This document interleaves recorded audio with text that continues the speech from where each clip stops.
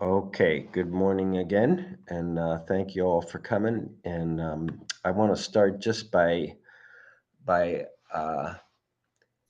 telling you how much this means to me because I wind up doing stuff I just know I wouldn't be doing otherwise. And um, it's I've spent some time with this book over a period of time, and I've finally gotten uh, his five answers to the question. The subtitle of this book, Rick Warren, the Purpose Driven Life.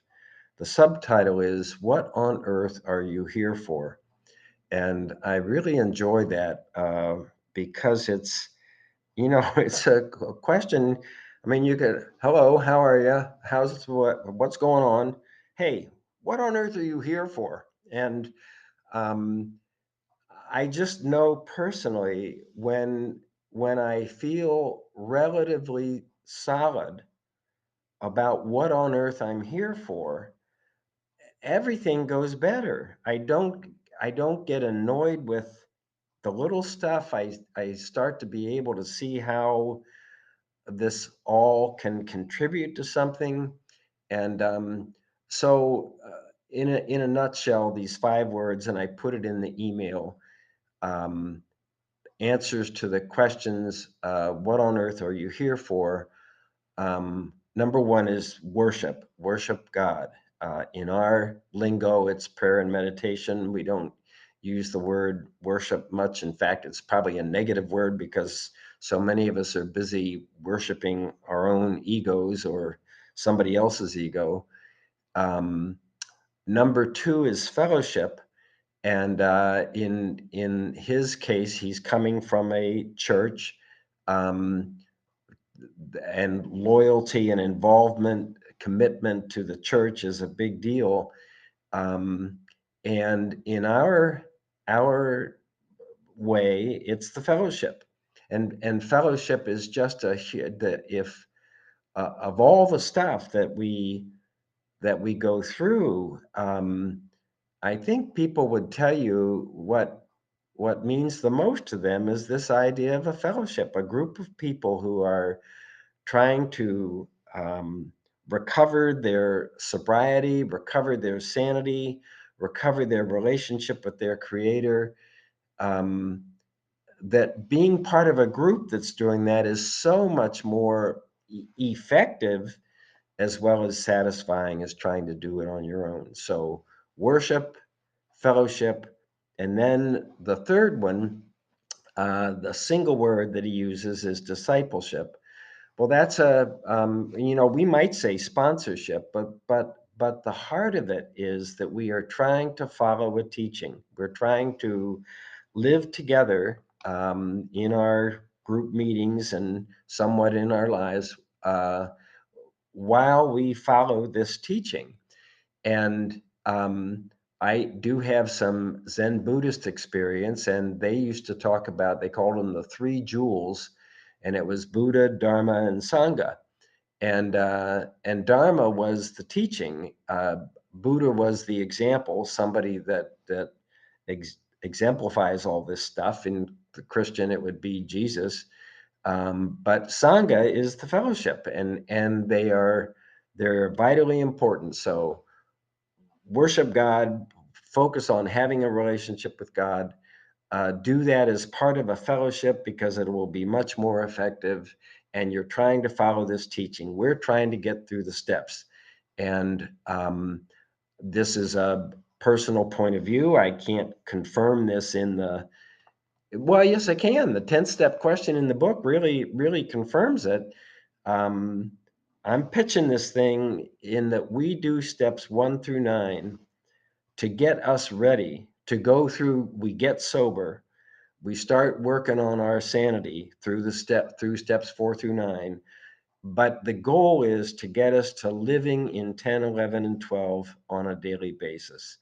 And 10 is continuing with the process, continue to grow in understanding and effectiveness. It's what step 10 says in the book.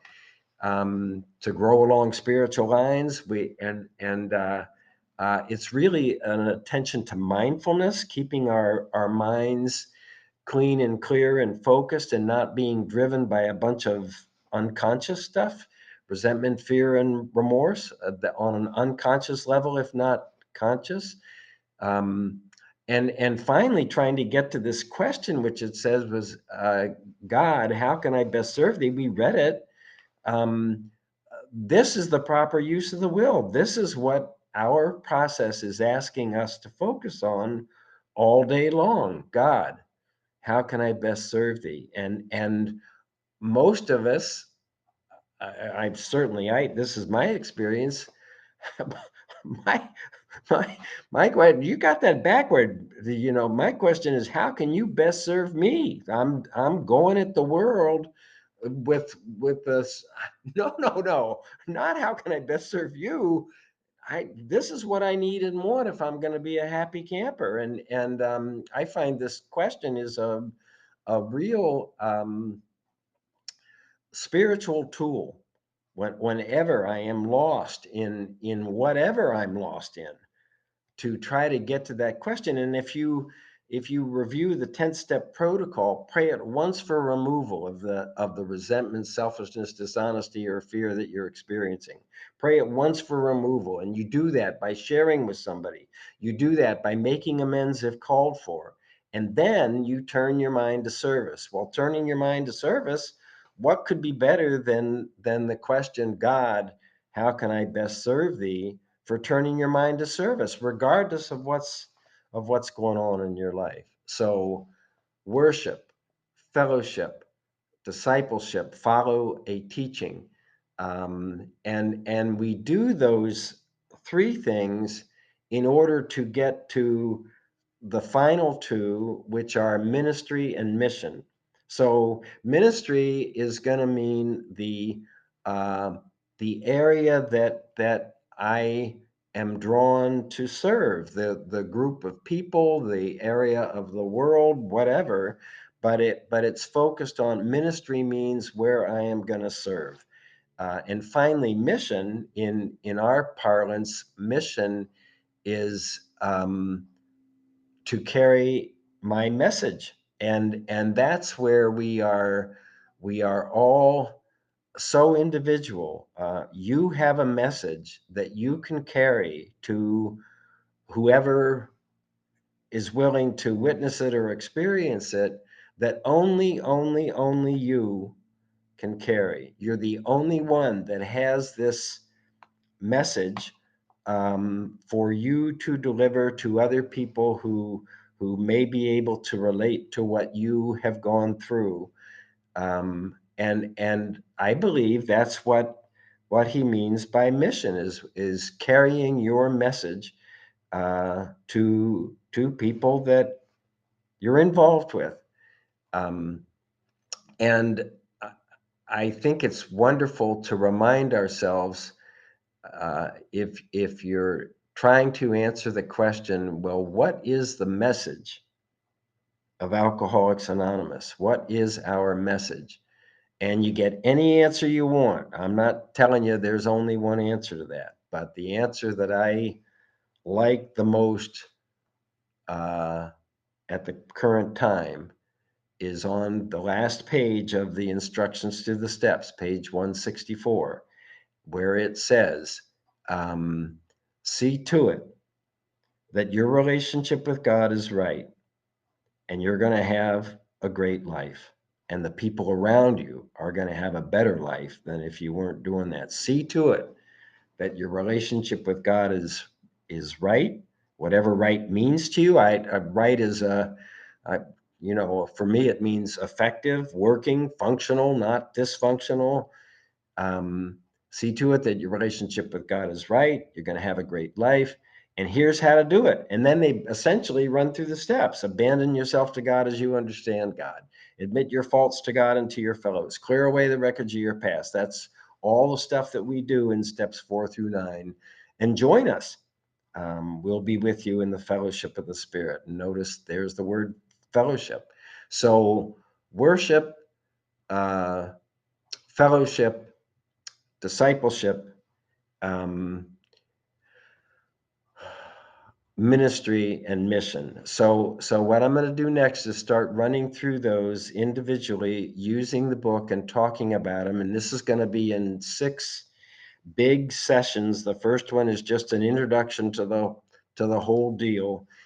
He does it in terms of days, and his first publication was based on 40 days in the wilderness. So he did 40 days. The second edition, the more recent one, does 42 days. So now it's six 6 weeks. 6 times 7 is 42. So today I'm going to at least start into day 1 through 7, which is trying to answer the question, what on earth are you here for? And then I hope I'll get into the primary purpose number 1, which is to worship God, and that's going to be days 8 through 14, and so on. So here we go. Wow. Okay. So, and each day has a title. Um, oh no, I'm looking at the wrong thing. Sorry. Yeah, each day has a title. So I will be saying day 1 and the title that you can go to in the book later on, or if you're following along. Um, and first was this general stuff, and I did want to make the comparison to Ignatius. One of the things that one of the words that they'll use a lot in Christian literature is building the kingdom. And building the kingdom, I believe, means fellowship, how I am living with other people in community. And of course, well, maybe not of course, but we are trying to build a fellowship of patience and tolerance and kindness and love. At the top of page 83, it's before the 9th step promises. It talks about we ask our Creator each morning in meditation to show us the way of patience and tolerance and kindness and love. And it's important to ask God to show us the way, because the ego, that's not what the ego mind is going to come up with. One of the things that is so much clearer to me today than it was in the beginning and even the middle of this process is that I have this battle going on inside my head between this self concept of me as a human being living a human life, and I'm going to say the spiritual agenda of my soul. I am convinced that this body mind that has this name Jack um, is a temporary phenomenon. It has a start date. It's going to have a stop date. Um, and it has its own energy and its own agenda, its own habit patterns. We call it personality, its reactions. And I feel I'm powerless over those reactions, and the work is gaining power over those reactions. And then I've got my soul, and my soul co-inhabits this body mind. My soul has done this before. More than likely, my soul will be doing this again. And if you have looked at the book Journey of Souls, Michael Newton, a wonderful book about the life of the soul after death, up in heaven in soul school, getting ready for the next rebirth, and then entering into the current life. Um, for me, it's just been a wonderful. It really settles me down. I don't feel as I'm not anxious about my death at this point, the way I always have been, because it's no, not yet. I'm not ready. I haven't done what I'm supposed to do, or whatever. I don't go through that anymore, but I've seen more clearly, or and experienced more clearly, the battle between the self concept, or the ego's agenda, uh, and the soul's agenda. Journey of Souls says that you come in with a learning mission. You are here to, as step 10 says, to grow in understanding and effectiveness through your human experience. That's why the soul is here. And, but my experience is my life got dominated by my personal ego, and my personal ego has three primary purposes: self-preservation, which means its own safety, its own continuance. It wants the long life. It doesn't want a short life. It wants a healthy life, not a sick life. It wants um, to feel good. It wants an honored life, not a dishonored life. All those things that Ignatius was saying don't matter. The ego wants self-preservation. Second, it wants self-gratification. It wants to feel good. Ego doesn't want to feel bad. The problem for me has been the ego promises and promises. If you will do this or not do that, if you will get this or get rid of that, if you will be with this person or not be with this person, whatever, if you will get this job, this toy, this whatever, get a certain amount of money in the bank, whatever, I promise you I'll be happy. And then I do it and I'm happy uh, for about 5 minutes, maybe 10.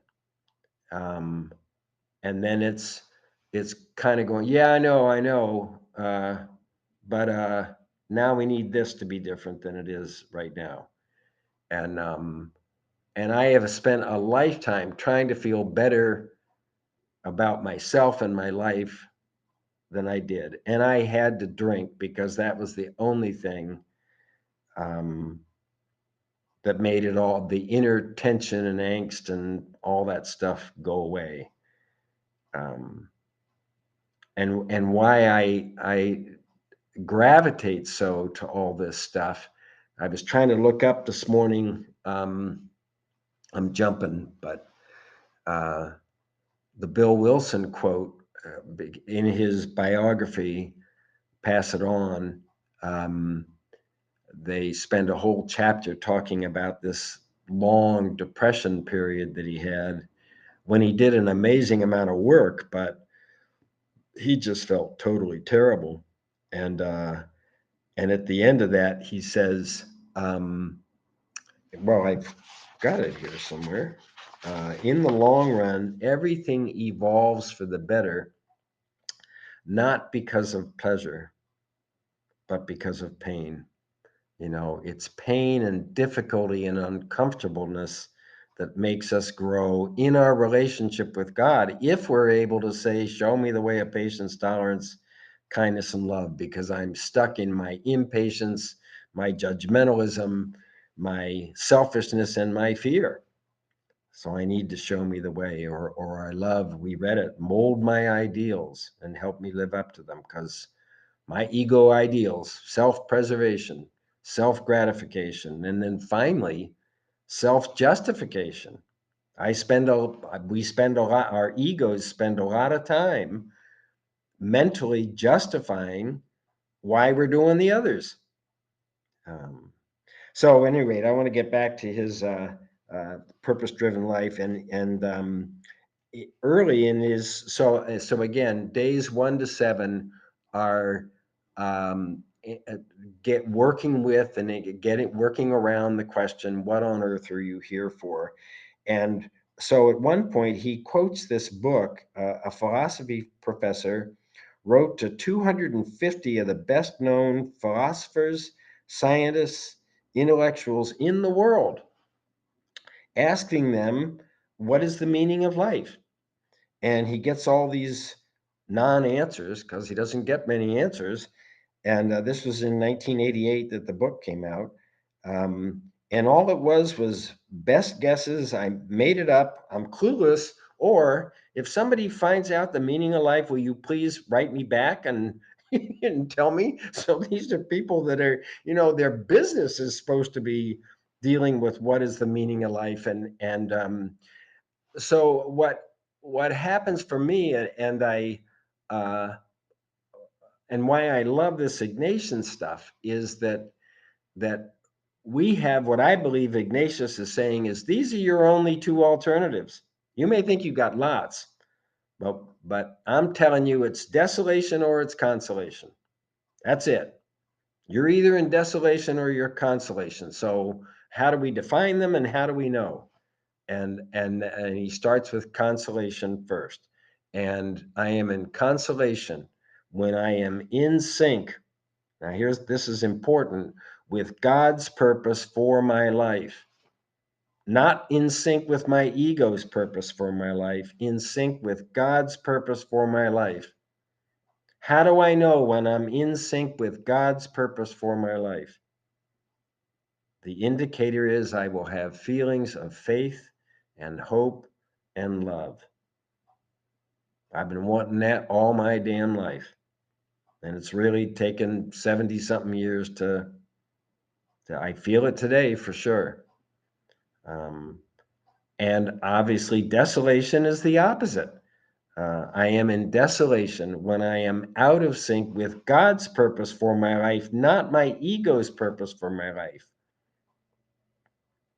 And that's why it's such a challenge, and why I believe this anybody that's bold enough to say, well, I'm going to start telling you here are 5 primary purposes for your life, why you are here, uh, that can make such a huge difference in how I feel about my life. Again, and it's all going to go to Ignatius's rules for discernment. I mean, it's too bad he was a military guy. It's too bad it was rules for discernment, because we don't like rules, right? We don't want we don't want speed limits, right, Christina? We don't want speed limits. We don't want nothing. We don't want anybody else telling us what to do. Um, Rules for discernment just means guidelines for making decisions. Just bring it down a couple of notches so it's not so disgusting. I don't want rules for discernment. Anyway, okay, I got to get going here. So, day one is called It All Starts with God. And just some wonderful quotes. The purpose of your life is far greater than your own personal fulfillment, your peace of mind, or even your happiness. It's far greater than your family, your career, or even your wildest dreams and ambitions. If you want to know why you were placed on this planet, you must begin with God. You were born by God's purpose, for God's purpose. Wow.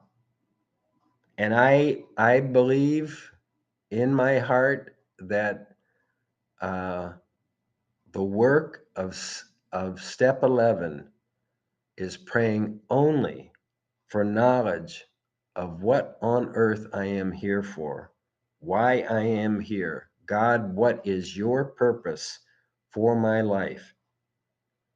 Step 10 is getting ready to do step 11, or keeping in a state of mind where I can do step 11. And step 12 is the result of the guidance that I get in step 11. Um, and that makes me feel pretty damn good. He has another quote, it's further on, but without God, life has no purpose. Without purpose, life has no meaning. Without meaning, life has no hope. So the opposite's going to be true. With God, life has purpose. With purpose, life has meaning. With meaning, life has hope. Faith and hope and love. You were made by God, for God, and until you understand that, life will never make any sense. Because we're all coming at it. We come at our lives from our own self-concept. We're trying to figure it out as we go along. That's where A Course in Miracles is really can be so powerful. It's different lessons that are trying to point out how you are stuck in your own self-reliant thinking.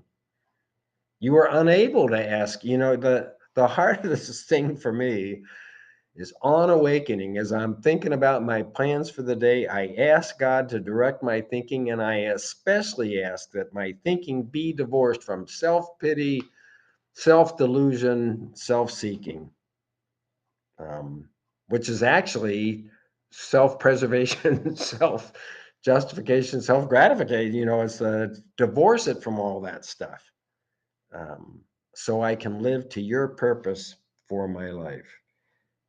Course in Miracles talks, the only lesson that's repeated 3 times is, I am as God created me.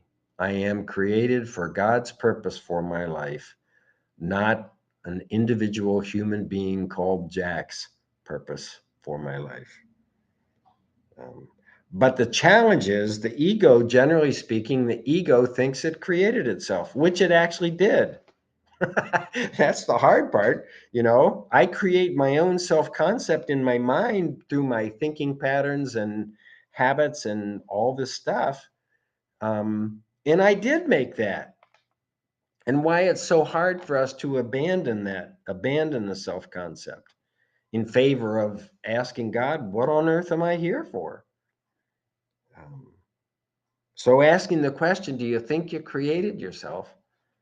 Uh, and trying to get, and what I love about that is when I go, no, I didn't.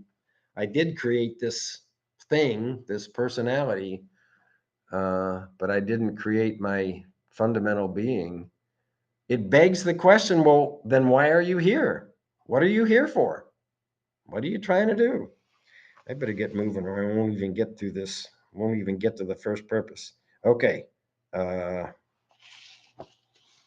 okay. Let's see. Day 2, you are not an accident. You are part of God's plan. Day 3, what drives your life? This is good because he's going through all of he mentions resentment, fear, remorse, materialism, need for approval. And this, of course, brings up the Sufi teaching called the Enneagram that comes up periodically in this work that we do. But it's a wonderful statement of sort of 9 primary purposes that the ego can develop around.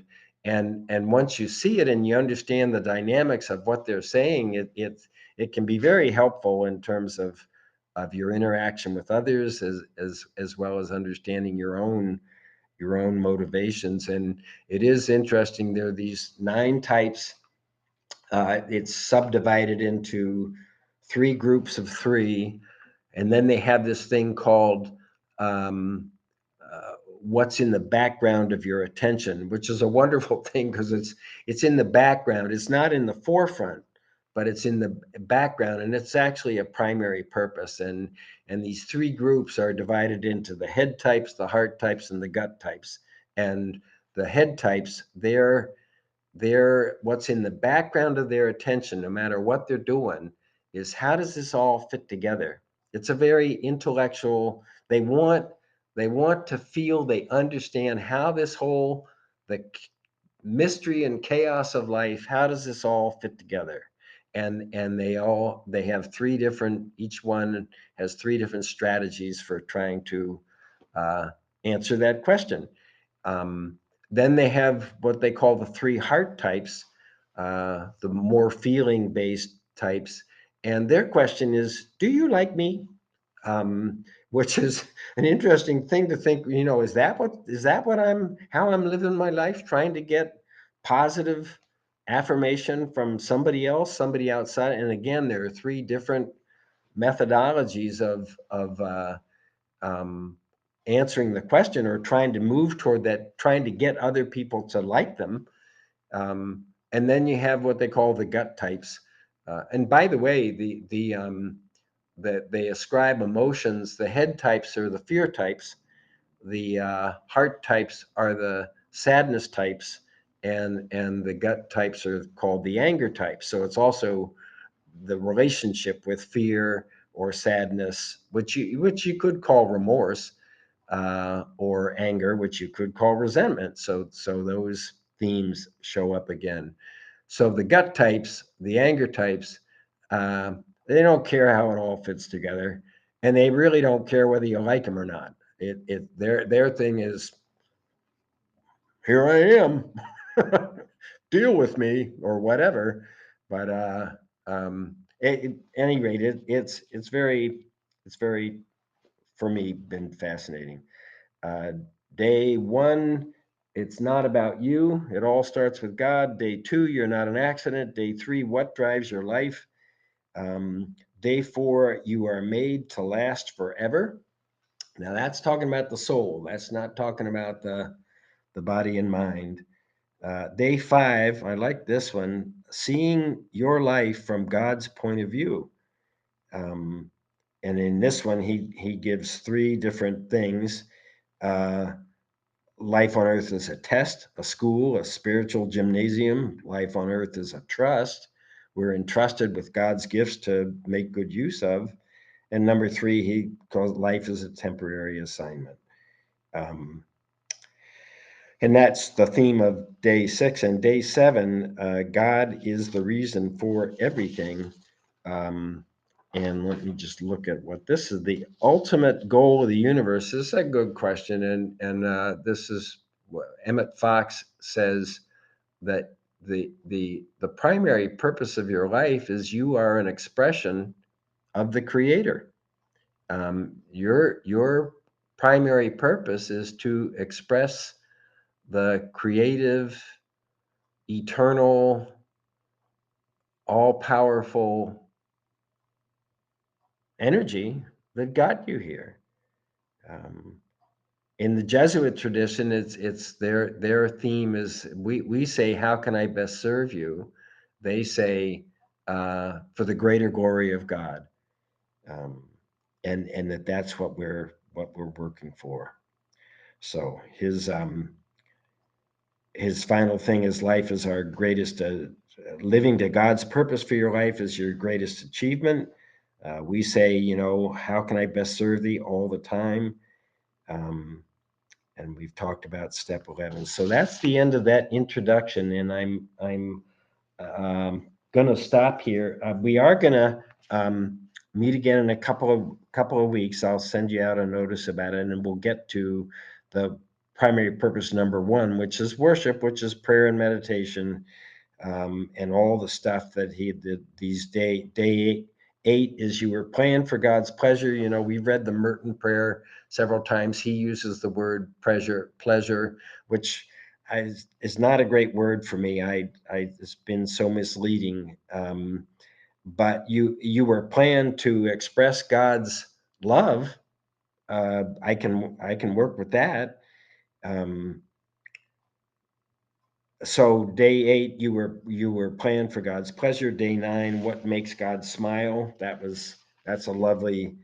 Um, God smiles when I love Him supremely, when I trust God completely, when I obey God wholeheartedly, when I praise God continually, um, when I use my God-given abilities for God's purposes. So it's really good stuff, and I think I'm gonna I'm gonna review this when we start again, but end with reading you the what's called the take and receive prayer from Ignatius, and if you're interested, this is annotation number 234 of the spiritual exercises. But this is the Ignatian third step prayer. We have this third step prayer, and I've never succeeded in finding the origin of either the third step prayer or the seventh step prayer. I say them multiple times a day. I try to do it when I first wake up, and I try to do it as I'm falling asleep. Um, they are profound, and any rate, so here's the here's the Ignatian take and receive prayer. Take and receive, O gracious Lord, all my liberty, my memory, my understanding, and my will, all that I have and call my own. You gave it all to me. To you, Lord, I return it, All that I am is yours. Do with me what you will. Give me only my love for you, together with your grace. That is enough for me. Um, what I love about the combination of the third step prayer and the seventh step prayer, I offer myself to thee to build with me and to do with me. You do with me what you will. Just right like that. But Bill Wilson had no uh, Jesuit experience until Father Ed Dowling showed up. So we didn't get it from here. Uh, relieve me of the bondage of self. That's what the work of 4 through 9 is: getting relief from the bondage of self, getting restored to sanity, getting restored from the insanity of resentment and fear and remorse. They are acts of insanity. But at least in my case, I had to get depressed enough and desperate enough to ask God to restore me to sanity, which says in step 2, but here I am through the steps, trying to help others through the steps, and not having really admitted my own insanity, nor sincerely, desperately humbly ask God to restore me to sanity. So the whole thing: relieve me in the bondage of self, that I may better do thy will. And then when you get to the seventh step, it's okay, you get all of me, good and bad. And now what I'm going to do is uh, devote and dedicate all my goodness and badness to you. You deal with me. You change me in whatever way is effective, um, is helpful for you and my fellows. Not me. I don't get into that equation. I pray that you now remove from me every single defect of character that stands in the way of my usefulness to you and to my fellows. It's not stands in the. I wanted to relieve me of the bondage of self so I can feel freaking better, for God's sake. I'm tired of feeling so bad. But this doesn't say that. Relieve me of how badly I feel about my life so I can better live to your purpose for my life. So we'll meet again in 3 weeks. It's July 20th, 27th. Yeah, 6, whatever. I'll send you a notice. And I appreciate your being here. And I'm going to gong this gong. Robin will stop the recording and we'll have some open discussion. Thank you for your attention.